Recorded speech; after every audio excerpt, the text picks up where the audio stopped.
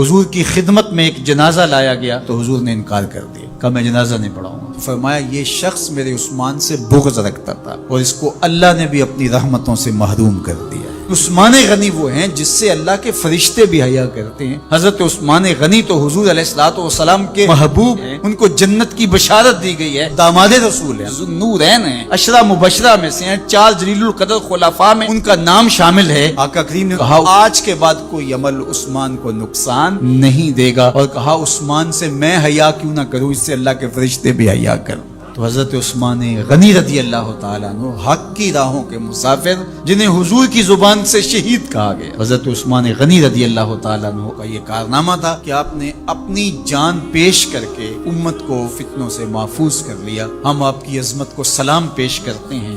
جب حضرت عثمان غنی رضی اللہ تعالیٰ عنہ کا محاصرہ کر دیا گیا اور یہ خلافت کا آخری آپ کا دور ہے، 82 سال کی عمر تھی اس وقت، اور یہ تاریخ کا دردناک باب ہے کہ حضرت عثمان غنی پر 40 دن تک پانی بند رہا۔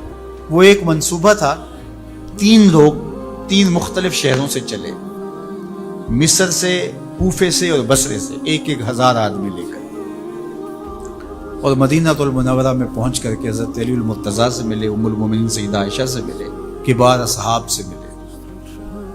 تو جو انہوں نے کہا تو انہوں نے ان کو کہا کہ نہیں ایسی کوئی بات نہیں، فہمائش کر کے واپس بھیج دیا۔ حضرت عثمان غنی رضی اللہ تعالیٰ عنہ پر اقربا پروری کا الزام عائد کیا تھا، تو انہوں نے کہا کہ کوئی ایسی بات نہیں ہے۔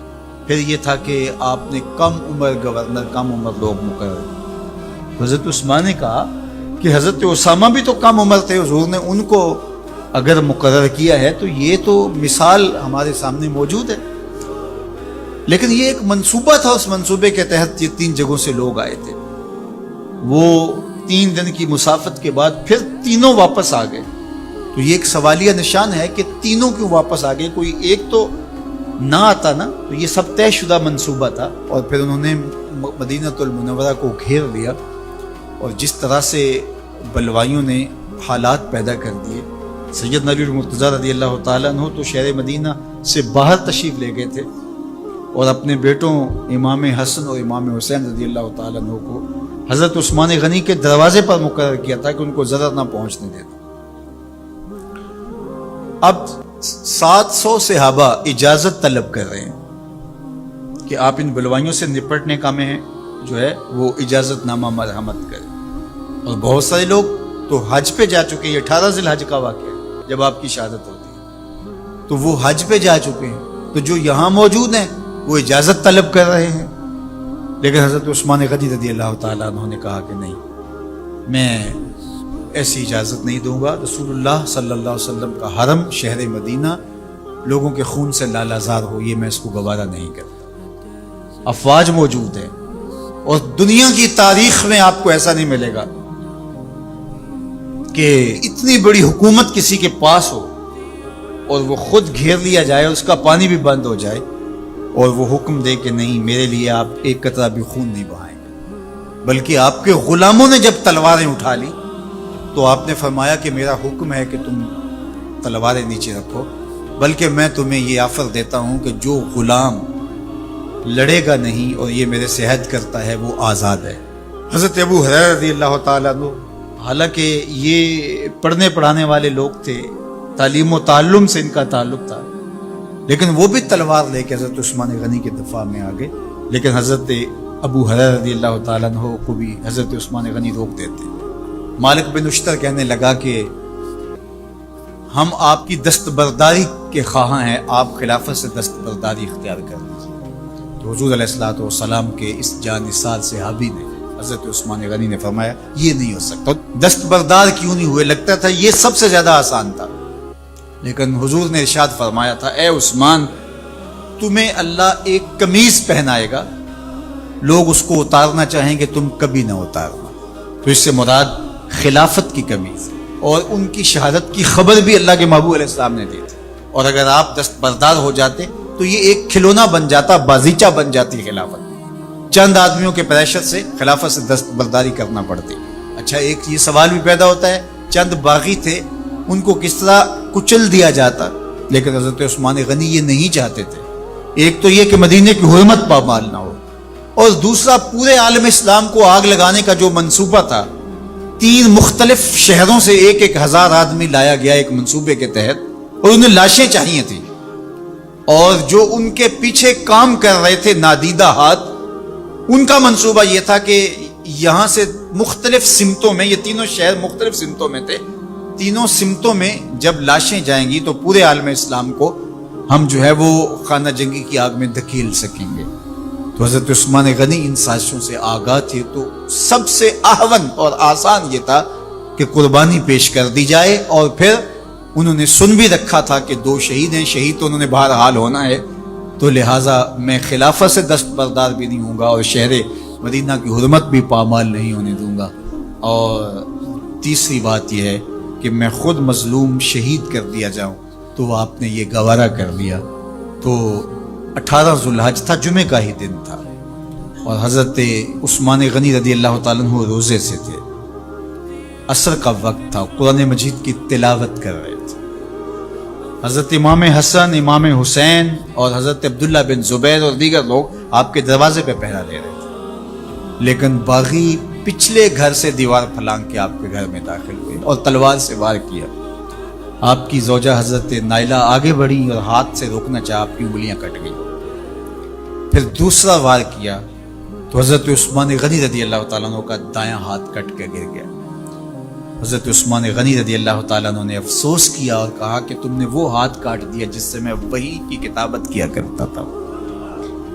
پھر اس کے بعد آپ پر 9 وار کیے گئے اور آپ کو شہید کر دیا گیا، اور آپ کا خون قرآن مجید پڑھتے ہوئے اس آیت پہ گرا، فَسَيَكْفِيكَهُمُ اللَّهُ وَهُوَ السَّمِيعُ الْعَلِيمُ. تو حضرت عثمان غنی رضی اللہ تعالیٰ عنہ مظلوم شہید کیے گئے، بھوکے اور پیاسے شہید کیے گئے، ظلمن شہید کیے گئے. حضرت عبداللہ بن عمر رضی اللہ تعالیٰ عنہ فرماتے ہیں کہ حضور فتنوں کا ذکر کر رہے تھے کہ فتنے ہوں گے، بہت بڑے فتنے ہوں گے.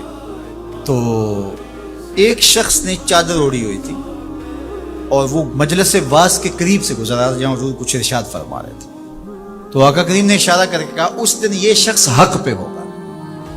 عبداللہ بن عمر کہتے ہیں کہ میں اٹھا اور جا کے دیکھا تو وہ حضرت عثمان تھے. تو میں نے حضرت عثمان کے چہرے کو پکڑ کے تھوڑا سا حضور کی جانب کیا اور میں نے کہا حاضہ حضور، یہ اللہ کے محبوب فرمایا ہاں یہی. جب فتنے ہوں گے تو فرمایا یہ حق پہ ہوگا.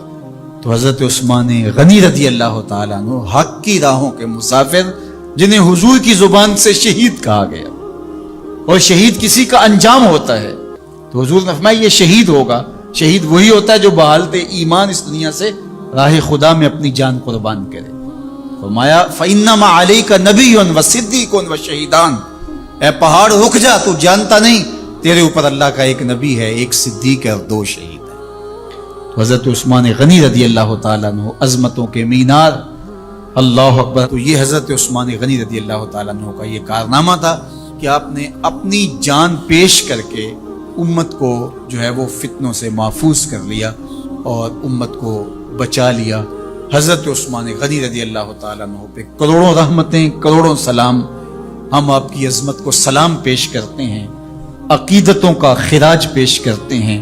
حضور کی خدمت میں ایک جنازہ لایا گیا اور حضور سے عرض کی گئی حضور اس شخص کا جنازہ پڑھا دیجیے. تو حضور نے انکار کر دیا، کہا میں جنازہ نہیں پڑھاؤں گا. تو صحابہ نے عرض کیا یا رسول اللہ کبھی ماضی میں ایسا نہیں ہوا، جب بھی کوئی جنازہ لایا جاتا ہے تو آپ جنازہ پڑھا دیتے ہیں اور آپ نے آج انکار کر دیا. تو فرمایا یہ شخص میرے عثمان سے بغض رکھتا تھا اور اس کو اللہ نے بھی اپنی رحمتوں سے محروم کر دیا ہے. حضور نے اس شخص کا جنازہ نہیں پڑھایا جو مبغض عثمان غنی رضی اللہ تعالی عنہ. تو اب آپ اندازہ کیجئے وہ کتنا بدبخت شخص ہے جو حضرت عثمان سے بغض اور دشمنی رکھتا ہے. حضرت عثمان غنی رضی اللہ تعالی عنہ سے اللہ کے محبوب علیہ السلام نے کتنی خوبصورت ارشاد فرمائی، میں اس سے حیا کیوں نہ کروں جس سے اللہ کے فرشتے بھی حیا کرتے ہیں. یعنی عثمان غنی وہ ہیں جس سے اللہ کے فرشتے بھی حیا کرتے ہیں، اور جو عثمان غنی کا حیا نہیں کرتا اس سے بڑا بے حیا کون ہو سکتا ہے. حاکم نے مستدرک کے اندر روایت ذکر کی ہے کہ بہت سارے صحابہ حضور کی بہت ساری خوبیوں کے مظہر تھے اور سب سے زیادہ حضور کے خلق کے مشابہ حضرت عثمان غنی رضی اللہ تعالیٰ، اور خلق میں سب سے اونچا درجہ حیا کا ہوتا ہے، تو حضرت عثمان غنی رضی اللہ تعالیٰ عنہ حیا کے اس مقام پہ فائز المرام تھے جو انہی کا مقصوم تھا۔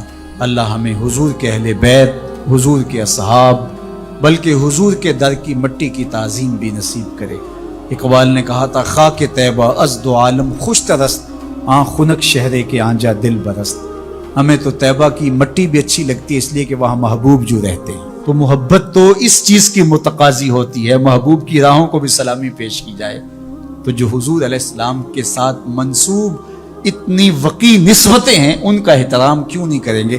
تو حضرت عثمان غنی تو داماد رسول ہیں، حضرت عثمان غنی تو نورین ہیں، حضرت عثمان غنی تو حضور علیہ الصلوۃ والسلام کے محبوب اور حضور علیہ الصلوۃ والسلام کے پیارے ہیں، ان کو جنت کی بشارت دی گئی ہے، عشرہ مبشرہ میں سے ہیں، 4 جلیل القدر خلفاء میں ان کا نام شامل ہے، اور پھر حضور کی 2 صاحبزادیاں ان کے نکاح میں آقا کریم نے ان کو شہید خود قرار دیا، اور میرے اور آپ کے آقا و مولا نے کہا آج کے بعد کوئی عمل عثمان کو نقصان نہیں دے گا، اور کہا عثمان سے میں حیا کیوں نہ کروں، اس سے اللہ کے فرشتے بھی حیا کر۔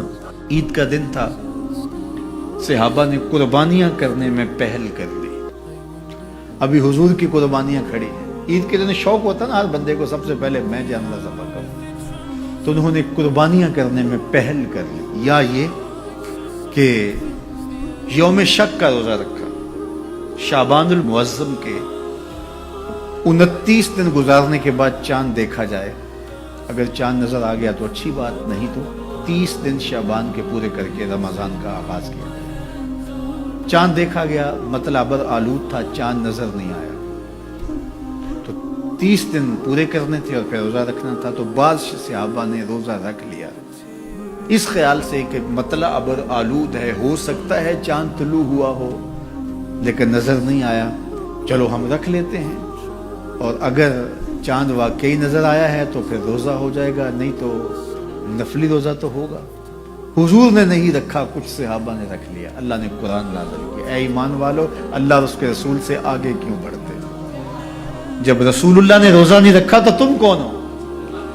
حضور کی قربانیاں کھڑی ہے، تم ذبح کر رہے ہو اور چاہتے ہو قربانیاں ہو جائیں گی، حکم آیا، قربانی تمہاری نہیں ہوئی لیکن چونکہ اللہ کے نام سے تم نے ذبح کیا ہے حلال ہو گئے۔ یہ جلد بازی کا گوشت ہے جو تم کھا تو سکتے ہو لیکن قربانیاں نہیں ہوئی، دوبارہ لو اور ذبح کرو، اس لیے کہ تم نے رسول سے پہل کی ہے۔ یہ تمہارے روزے نہیں ہوئے اس لیے کہ تم نے رسول سے تقدم اختیار کیا۔ ایمان والو میرے نبی سے آگے نہ بڑھو۔ اب انہوں نے روزہ رکھ لیا تھا، کس لیے رکھا تھا؟ اللہ کی رضا نصیب ہو، اس لیے رکھا تھا نا۔ جلدی جانور ذبح کر لیے تھے اس لیے کہ اللہ راضی ہو جائے، حالانکہ ان کے حاشیہ خیال میں بھی نہیں تھا کہ ہم حضور سے کوئی پہل کرنے کی کوشش کر رہے ہیں۔ یہ اتفاقاً ہو گیا، شوق تھا کہ اللہ کے حضور قربانیاں پیش کر دیں اور اس میں جلدی ہو گئی، شوق تھا کہ چلو اللہ کی عبادت ہو جائے، شک کے دن کا بھی روزہ رکھ لیتے۔ حضور سے کوئی نہ مقابلہ تھا نہ حضور سے جلدی کا ذہن تھا، لیکن اللہ نے کہا اگرچہ اتفاقاً ہوا ہے لیکن ہوا تو حضور سے پہلے ہے، لہٰذا میں اس کو گوارا نہیں کرتا، یہ تمہاری عبادت ہی نہیں ہے، تمہارا گوشت جلد بازی کا گوشت ہے، کھا سکتے ہو لیکن قربانی تمہیں دوبارہ کرنا ہوگی اس لیے کہ تم نے میرے رسول سے پہلے کی۔ یہ ہے رسول اللہ کا ادب، یہ ہے رسول اللہ کی تعظیم۔ حدیبیہ کے مقام پر جب صحابہ نے پڑاؤ کیا، عثمان غنی رضی اللہ تعالیٰ عنہ سے فرمایا جاؤ تم جا کے اپنے رشتہ داروں سے کہو ہم لڑائی کے لیے نہیں آئے، ہم تو عمرے کے لیے آئے۔ تو حضرت عثمان غنی گئے تو انہوں نے کہا کہ عثمان ہم عمرہ انہیں نہیں کرنے دیں گے، لیکن اللہ کا گھر سامنے ہے، چلو تم آئے ہو تو طواف کر لو۔ تو حضرت عثمان غنی نے کہا عجیب لوگ ہو، حضور نہ کرے اور میں کر لوں۔ اللہ اکبر۔ اچھا صحابہ کے ذہن میں بھی یہ بات ہے، ان کو طواف کا وہاں موقع مل گیا ہوگا، بچھڑے ہوئے تھے، کتنا عرصہ ہو گیا تھا مکے کو چھوڑ کے آئے ہوئے۔ جب حضرت عثمان غنی واپس آئے تو کہا کہ عثمان تم بڑے خوش قسمت ہو کہ تم نے طواف کر لیا ہوگا۔ کہا تمہاری غلط فہمی ہے، میری خوش قسمتی یہ نہیں کہ میں نے طواف کیا، یہ کیسے ہو سکتا ہے؟ حضرت عثمان نے کہا میں 1 سال بھی وہاں رکتا تو طواف نہ کرتا اگر میرے رسول نے نہیں کیا۔ تو دین ہی وہ ہے جو حضور کے تتبع میں ہو، حضور کی اتباع میں ہو، حضور کے پیچھے پیچھے ہو۔ حضور کے پیچھے لگ کے اللہ ملتا ہے، آگے چل کے نہیں ملتا۔ یہ صحابہ مزاج سمجھتے تھے، لا تقدموا بین یدی اللہ و رسولہ، اللہ اکبر۔ اس لیے خدا تک پہنچنے کا راستہ ہی یہی ہے، بخدا خدا کا یہی ہے در، نہیں اور کوئی مفر مکر، جو وہاں ہو یہیں آ کے ہو، جو یہاں نہیں وہ وہاں نہیں۔ وہی لا مکان کے مکی ہوئے، سر عرش تخت نشیں ہوئے، یہ نبی ہیں جس کے ہیں وہ مکان، وہ خدا ہے جس کا مکان ہے۔ تو خدا تک پہنچنے کا یہی راستہ ہے۔ آئیے کتاب رحمت سورہ الکہف اٹھائیں۔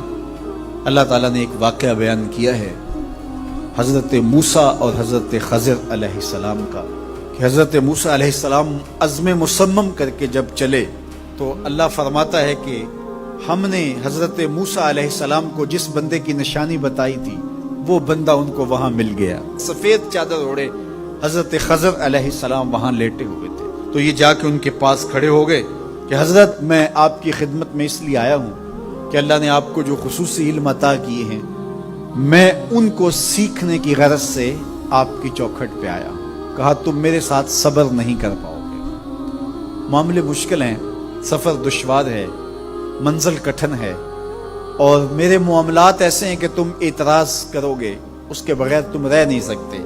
حضرت موسیٰ علیہ السلام نے کہا اگر اللہ نے چاہا تو آپ دیکھیں گے میں صبر کروں گا، اور آپ کے کسی حکم کی، کسی کام کی میں نافرمانی نہیں کروں گا، کسی کام کا انکار نہیں کروں گا۔ کہا کہ اچھا شرط یہ ہے کہ جو میں کروں اس پر تم اعتراض نہیں کرو گے، سوال نہیں کرو گے، یہاں تک کہ میں خود ہی نہ بتاؤں۔ تو کہا کہ یہ شرط ٹھہری، میں کوئی بات نہیں کروں گا۔ فانطلقا، دونوں چل پڑے، دریا کے پار جانا تھا۔ جو کشتی کا مالک تھا، کشتی بان تھا، وہ حضرت خضر علیہ السلام کو جانتا تھا، تو اس نے کرایہ بھی نہیں لیا۔ لیکن جب کشتی پر سوار ہوئے تو عصا مار کے حضرت خضر علیہ السلام نے کشتی کا ایک پھٹا توڑ دیا۔ تو بے ساختہ حضرت موسیٰ علیہ السلام نے کہا آپ نے پھٹا توڑ دیا، یہ سارے ڈوب جائیں؟ کہا میں نے کہا تھا نا تم میرے کاموں پہ صبر نہیں کر پاؤ گے۔ تو حضرت موسیٰ کو یاد آیا، کہا میں بھول گیا تھا، اس پر مواخذہ نہ کیجیے۔ پھر دونوں چل پڑے۔ بچے کھیل رہے تھے، ایک خوبصورت لڑکا وہ بھی بچوں میں کھیل رہا تھا۔ حضرت خضر آگے بڑھے اور اس کی گردن مروڑ دی، اس کو قتل کر دیا۔ صاحب شریعت تھے حضرت موسیٰ علیہ السلام، نہ رہ سکے، پھر بول پڑے ایک جان کو بغیر کسی جان کے بدلے میں قتل کر دیا، اس نے گوایا کیا تھا ہمارا؟ آپ نے بہت ہی جو ہے وہ غلط کام کیا، یہ کام اچھا نہیں کیا آپ نے۔ کہا میں نے کہا نہیں تھا کہ تم میرے ساتھ صبر نہیں کر پاؤ۔ کہا ایک موقع اور دے دیجئے، اب اگر میں نے کوئی اعتراض اٹھایا تو پھر دوبارہ مجھے آپ اپنی صحبت میں نہ رکھیے، عذر تمام ہو جائے گا۔ پھر دونوں چل پڑے، یہاں تک کہ ایک بستی میں دونوں آئے۔ تو آپ نے بستی والوں سے کہا کہ ہم مہمان ہیں، آپ ہماری مہمان نوازی کیجیے، کھانا کھلائیے۔ تو انہوں نے انکار کر دیا، کہا کہ ہم تو آپ کو بلایا نہیں ہے، آپ خود آئے ہیں، آپ اپنے کھانے کا خود انتظام کیجیے۔ گزر رہے تھے گلی سے تو ایک دیوار گرنا چاہ رہی تھی، تو جلدی سے اس دیوار کو مرمت کر دیا۔ کہا حضرت ہم اگر چاہتے تو اس پہ اجر لے سکتے تھے، انہوں نے ہمیں کھانا تک نہیں دیا اور ہم ان کی دیواریں سیدھی کر رہے ہیں۔ کہا اب تمہاری میری جدائی ہو گئی، تم نے یہ بھی اعتراض کر دیا۔ تو انہیں یاد آیا کہ وہ یہ بھی اعتراض ہو گیا، اب میں تمہیں بتاتا ہوں کہ یہ 3 کام میں نے کیوں کیے۔ اللہ اکبر۔ اب سنیے، قرآن ہمیں بتاتا ہے کہ ظاہری علم بھی ہوتا ہے لیکن کوئی باطنی علم بھی ہوتا ہے۔ کہا وہ پہلی بات کشتی والی سنو، یہ 2 مسکین بچوں کی کشتی تھی، ان کے گھر کا چولہا اس کی کمائی سے جلتا تھا۔ دریا کنارے کنارے ایک ظالم بادشاہ رہا تھا جو لوگوں کی کشتیاں چھین رہا تھا، ہم نے تھوڑا سا عیب لگا دیا، وہ ٹوٹی کشتی چھوڑ کے چلا گیا۔ اب وہ تھوڑے سے پیسے لگا کے کشتی مرمت کرا لیں گے، گھر کا چولہا جلتا رہے گا، بتاؤ اچھا کیا یا برا کیا؟ کہا رہی بات اس بچے کی جس کو ہم نے قتل کیا، اس کے ماں باپ مومن تھے، نیک تھے، صالح تھے، بچے نے بڑا ہو کے بہت برا ہونا تھا، ہم نے اس کو قتل کر دیا، اللہ اس کے بدلے ان کو بہتر اولاد دے گا۔ علماء تفسیر نے لکھا ہے اس بچے کے بدلے میں اللہ نے ان والدین کو ایک بیٹی عطا کی جس کی نسل سے 70 نبی پیدا ہوئے۔